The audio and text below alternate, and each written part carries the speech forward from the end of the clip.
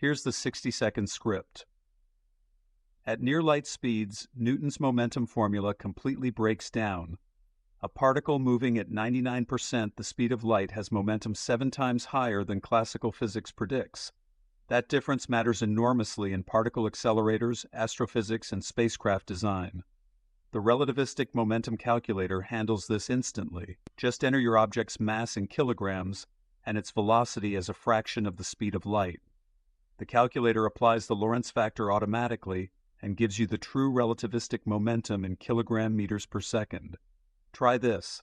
A proton roughly 1.67 times 10 to the negative 27th kilograms, traveling at 90% the speed of light. Classical physics gives you one answer.